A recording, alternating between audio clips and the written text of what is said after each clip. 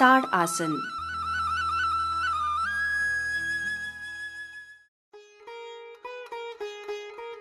ताड़ आसन या पर्वत आसन खड़े रह के करने का आसन है। अपने पैरों को एक साथ रखकर सीधे खड़े हो जाएं। अपनी हथेलियों को जांघों की ओर करें, बाजुओं को थोड़ा ऊपर उठाएं। अपने शरीर के हर अंग को तान लीजिए, टांगे, घुटने और जांघें। पेट को अंदर को खींचें और कोहनियों को भी खींचाव दें। छाती को चौड़ी करें और साधारण रूप से सांस लें। 20 से लेकर 30 सेकंड्स तक इसी मुद्रा में रहें। ताड़ आसन वेश को सुधारता है और कमर को शक्ति देता है। अब धीरे से शरीर को विश्राम दें। रोज इसे करने से काफी लाभ होता है। सप्ताह में 3 बार इस आसन को करें तो लाभ होगा।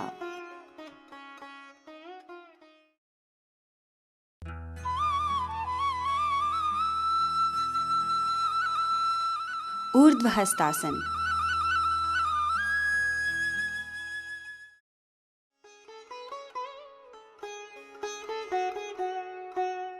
ताड़ासन से शुरू करके अपने बाजुओं को अपनी सिर से ऊपर ले जाएं। साधारण तरीके से सांस लेते रहें। कई लोग सांस रोक लेते हैं, ऐसा न करें। आधे मिनट के लिए इसी मुद्रा में रहें। यह मुद्रा आपको सही खड़े रहना सिखाती है और दिमाग को सतर्क रखती है। अब हाथों को नीचे लाएं और विश्राम करें।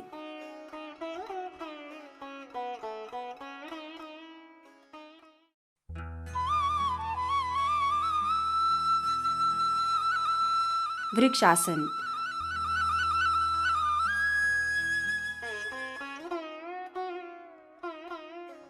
वृक्षासन खड़े होकर करने वाला आसन है जो संतुलन को बढ़ाता है।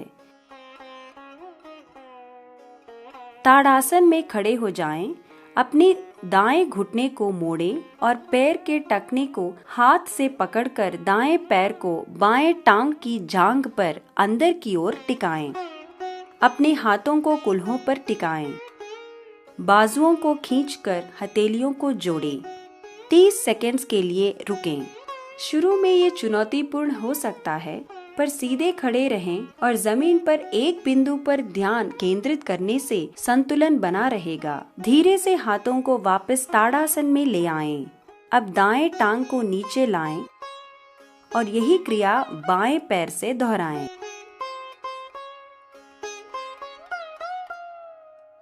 वृक्षासन कंधों और टांगों को शक्ति देता है और एकाग्रता को बढ़ाता है।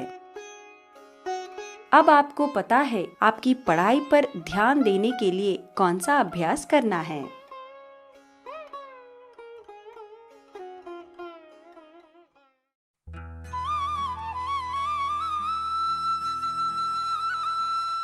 उत्कटासन।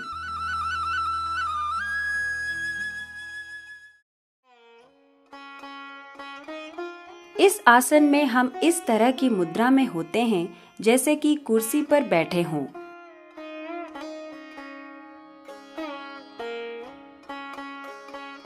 ताड़ासन में खड़े हो जाएं, अपने बाजुओं को ऊपर को खींचकर हथेलियों को जोड़ें। अपने घुटनों को झुकाएं और सामने देखें। सांस नियमित रखें। 5 से लेकर 15 सेकंड्स तक वैसे ही रहें। उत्कटासन आपको टखने, पिंडलियों, जांघों और कमर को मजबूती देता है। याद रखें कि इस आसन को करते समय आगे न झुकें। अब धीरे से ऊपर उठें और हाथों को नीचे की ओर लाएं। शरीर को विश्राम में लाएं।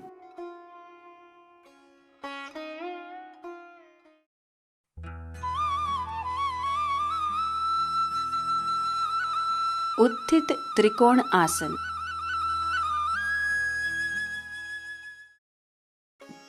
उत्थित यानी खींचा हुआ और त्रिकोण यानी त्रिकोण।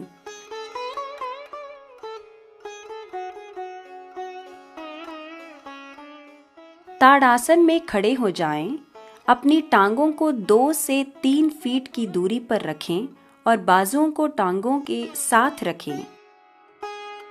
पंजों को सामने की ओर और हथेलियों को नीचे के तरफ करते खड़े हो जाएं।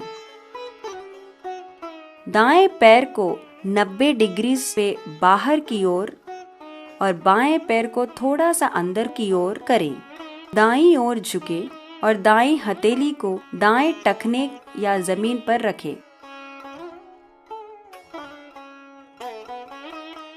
अपनी बाएं बाजू ऊपर खींचें। अपने बाएं हाथ की उंगलियों को देखें। यह है उत्थित त्रिकोण आसन। 10 से लेकर 20 सेकंड्स तक इसी मुद्रा में रहें। अब धीरे से ऊपर उठें और पैरों के पंजों को सामने की ओर लाएं और बाजुओं को टांगों के साथ में सटाएं। अब बाएं पैर को 90 डिग्री पे और दाएं पैर को थोड़ा अंदर को करें। यही क्रिया दोहराएं। यह आसन टांगों की आकृति ठीक करता है और टखनों को मजबूती देता है। रीढ़ की हड्डी में लचीलापन आता है और कंधों में सीधे में लाता है। गर्दन के बल को भी यह ठीक करता है। पाचन शक्ति बढ़ाने में भी यह सहायक होता है। धीरे से ऊपर उठें और अपने पैरों के पंजों को सामने की ओर लाएं। ताड़ासन में वापस आ जाएं और शरीर को विश्राम दें।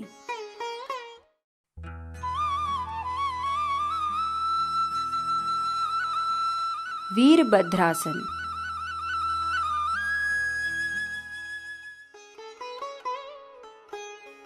वीरभद्र एक वीर योद्धा था, इसलिए इस आसन का नाम वीर मुद्रा भी है। ताड़ासन में खड़े हो जाएं। अपनी टांगों को 3 से 4 फीट की दूरी पे रखें और बाजुओं को टांगों को साथ में सटाएं। पंजों को सामने को रखें और हथेलियों को जमीन की ओर करें।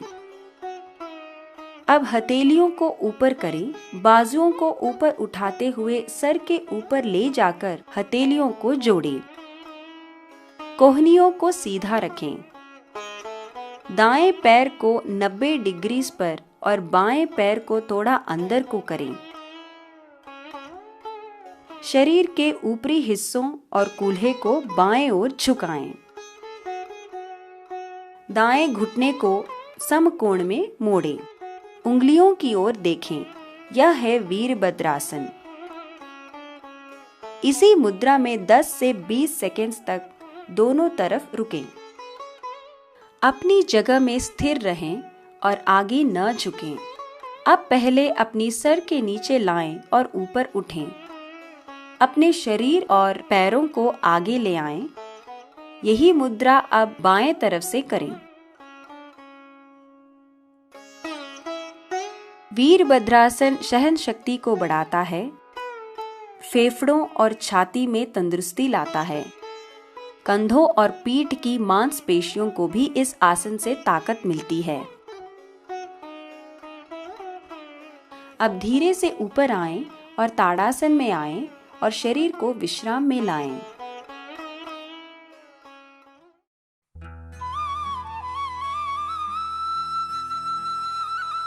वीरभद्रासन 2।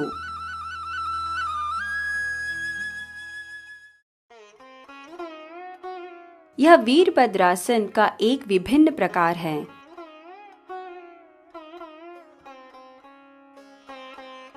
ताड़ासन में खड़े होकर शुरू करें। अपनी टांगों को 3 से 4 फीट की दूरी पर रखें। मुख को दाएं ओर मोड़ें।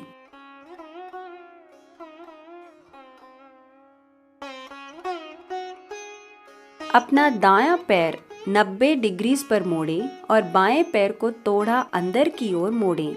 मुख के दाईं ओर मोड़ें। अपने दाहिने घुटने को समकोण में मोड़ें। बाईं टांग को सीधा रखें और जितना हो सके उतना खींचें। दाएं हाथ की उंगलियों को देखें।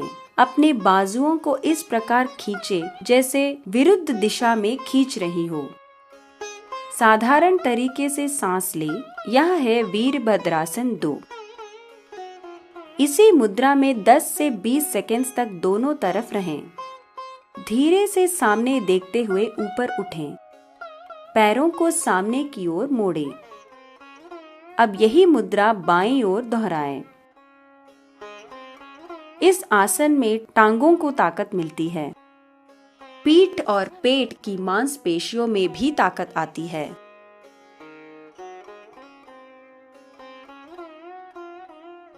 जब आप दोनों तरफ यह आसन कर लें, तब ताड़ासन में आएं और शरीर को विश्राम दें।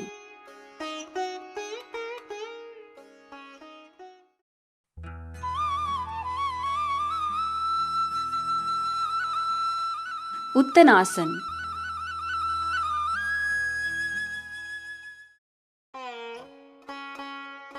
उत्तनासन को तीव्र अग्रसर खिंचाव नाम से भी जाना जाता है। ताड़ासन में खड़े हो जाएं, आगे झुकें और अपने पैरों को छुएं। अपने घुटने और जांघों को खींचकर सांस को बाहर छोड़ते हुए आगे झुकें। अपने टखनों को पकड़े या हाथों को पैरों के बाजू में जमीन पर टिकाएं। साधारण तरीके से सांस लें। अपने सर को ढीला करते हुए घुटनों से झुलाएं।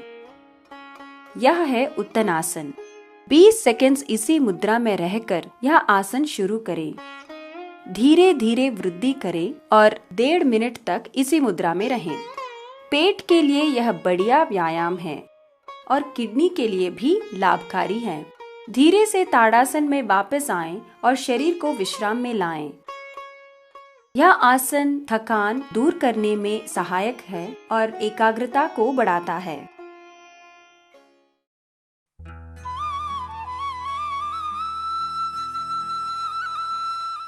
अधमुख शवनासन।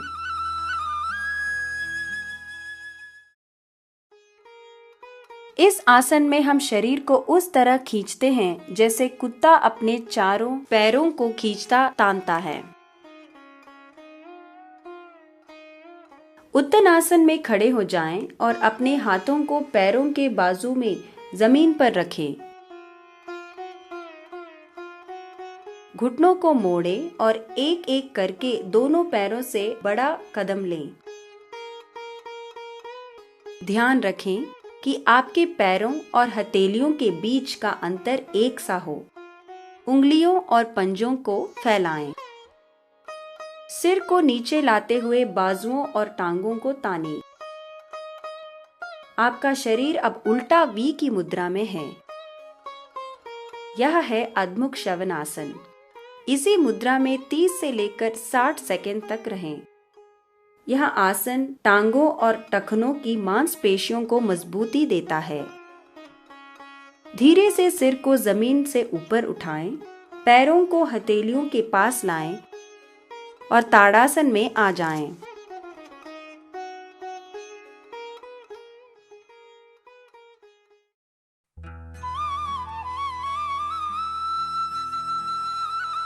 सूर्य नमस्कार।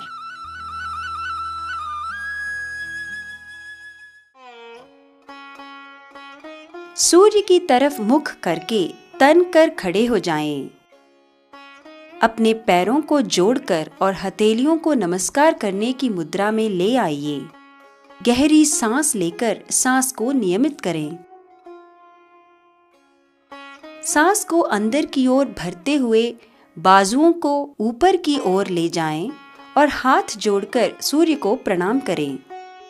अपनी कमर को पीछे को झुकाते हुए अपने हाथों को देखें। अब सांस को बाहर को छोड़ते हुए आगे की ओर झुके, हथेलियों को अपने पैरों के पास रखें और अपने माथे को घुटनों से मिलाएं। यह है उत्थानासना।